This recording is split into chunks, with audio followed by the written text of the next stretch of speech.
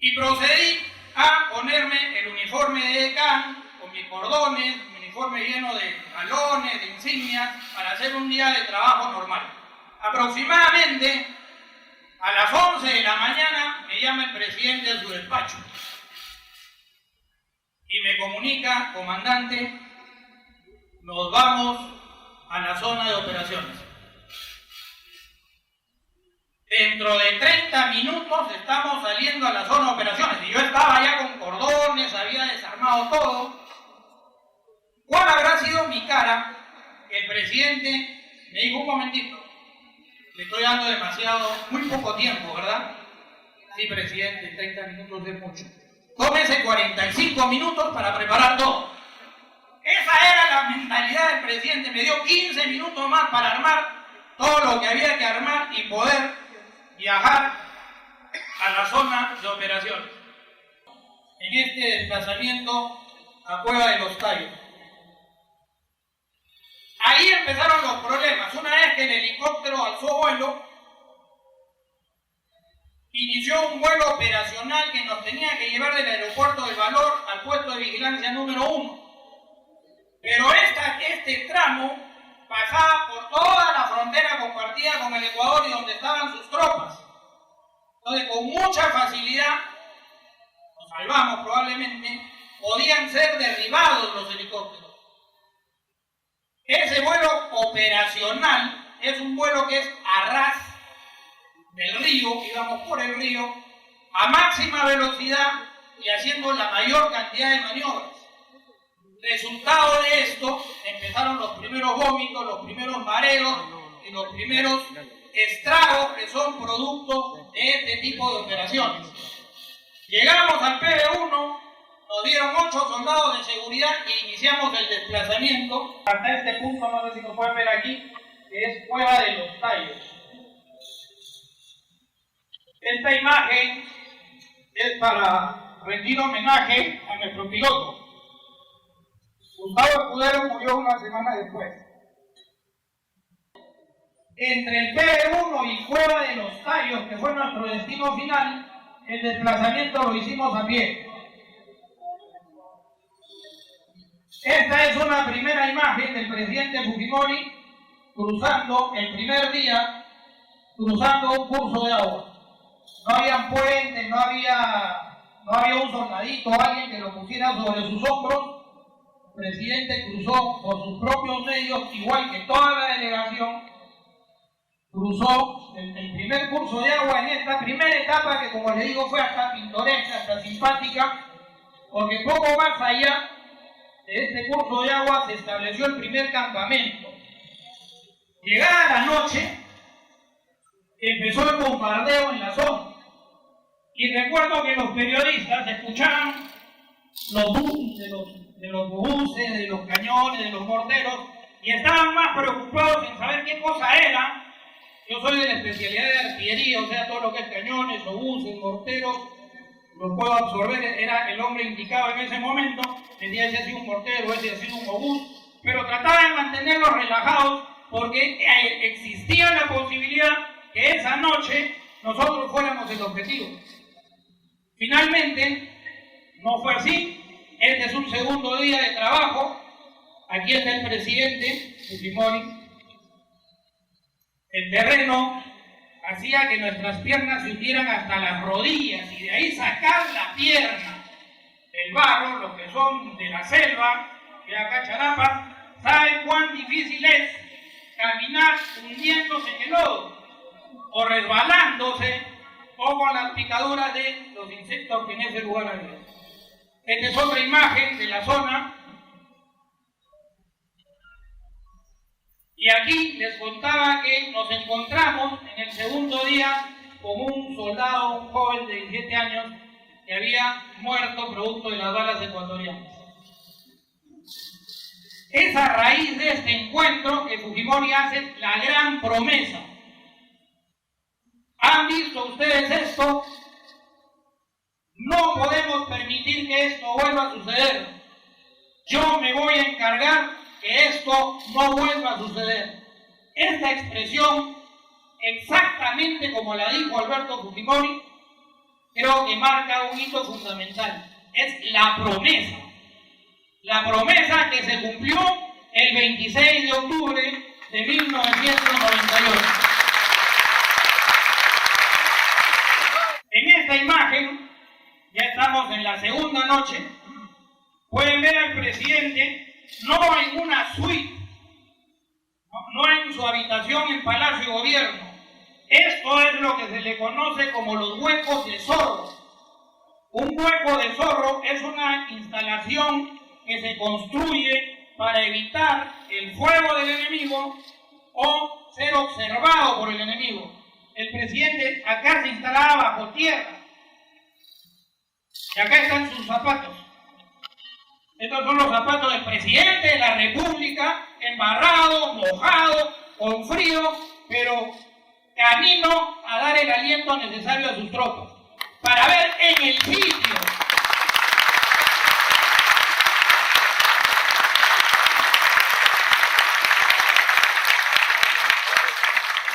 Para ver en el sitio.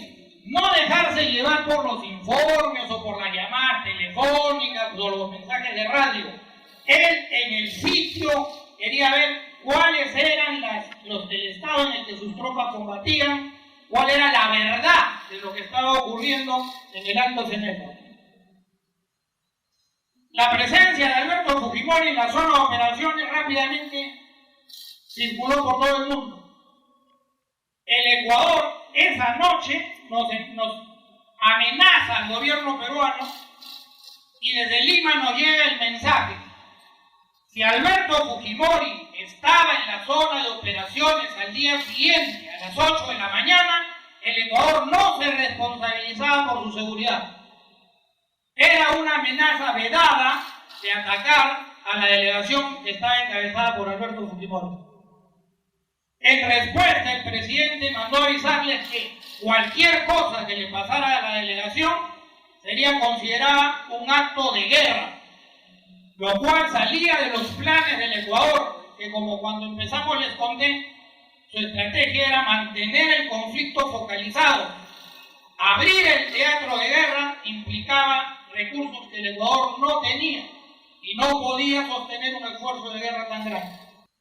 El tercer día que estamos en Cueva de los Tallos, detrás de nosotros había una cueva profunda, y si ustedes se preguntan qué son los tallos, no son lo de las plantitas. Los tallos es un ave que vive en estos lugares y que se llama tallo, y que vivía como los murciélagos, parecidos a una ave nocturna, que vivía en esta zona. Por eso que fue bautizado como Cueva de los Tallos.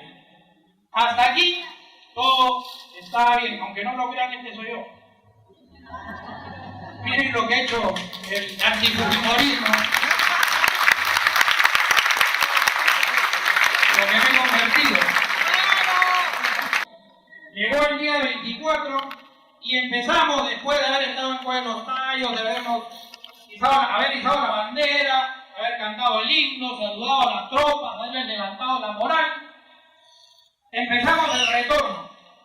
Con el plus que estábamos cansados después de todo el esfuerzo de ida y que ahora teníamos que hacerlo, lo que habíamos hecho casi en 2 días, teníamos que hacerlo en 1, porque había la amenaza de atacar a la delegación. Llegamos a un claro de la selva, nos metimos en un manantial a retirarnos el barro, porque las piernas estaban totalmente llenas de fango y eso pesaba. Entonces estábamos sacándonos el barro cuando en la distancia se escuchó un boom. El que habla y el equipo de seguridad del presidente Fujimori identificamos sin ninguna duda, esto es una granada. Esto es una granada y cogimos, nos olvidamos del protocolo, de la disciplina, del permiso, señor presidente, cogimos al presidente Fujimori en vilo y lo llevamos contra las raíces de árboles inmensos que hay en este lugar y lo protegimos cubriéndolo con nuestros cuerpos. Obviamente, ya se imaginarán,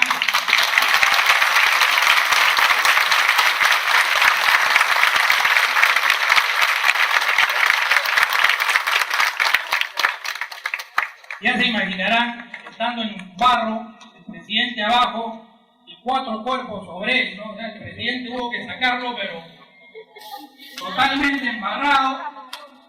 Y solo recuerdo, porque hubo 4 granadas, hubo 4 jalones y correrías, en algún momento dijo, no me aprieten tanto, por favor. Pero lo importante es que salimos de ese incidente. Llegaron las periodistas desesperadas, nunca habían vivido una experiencia como esa, ni se la habían imaginado, ¿no? Qué diferencia como cuando empezamos el trayecto, que todo era alegría, todo era un paseo de Boy Scout, ahora ya estaban viviendo una situación real de guerra.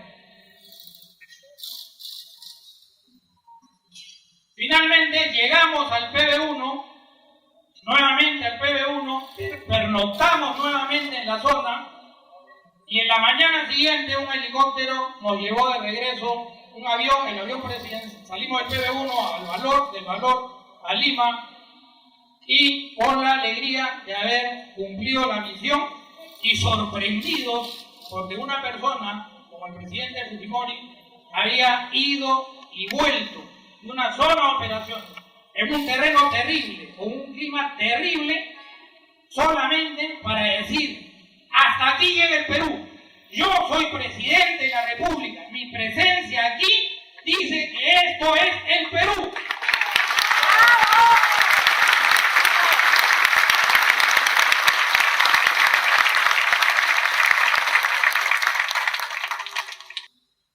Yo he reconocido que las Fuerzas Armadas fueron sorprendidas estratégicamente al inicio de las operaciones. Estábamos empeñados en el frente interno, estábamos solucionando el problema de Sendero, el MRTA, y probablemente nos sorprendió la incursión ecuatoriana. Pero el presidente de la República, el presidente Fujimori, sabedor de que para que nuestras palabras fueran respetadas había que tener algo atrás que nos defienda, autoriza la compra de los famosos cazabombarderos MiG-29 y Sukhoi 25. La compra de estos 36 aviones inicialmente y 39 después, cuando se compran 3 unidades a Rusia, quebró la capacidad de negociación del Ecuador. Ese es el hecho por el cual logramos la paz. Teniendo una flota como la que teníamos, cubriéndonos las espaldas y dándole peso a nuestras palabras, el Ecuador definitivamente había perdido. Esto es otro hito en la historia que les estoy contando, que marca cuando el Ecuador pierde la capacidad militar. Lo que decía no tenía con qué defenderlo. El Perú sí tenía.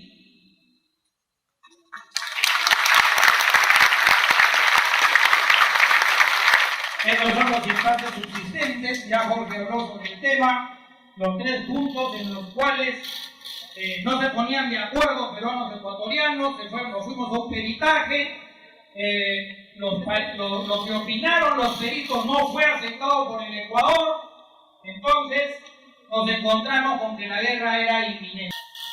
Para mayo del año 95, el Perú y el Ecuador no tenían otro camino que no fuera la guerra.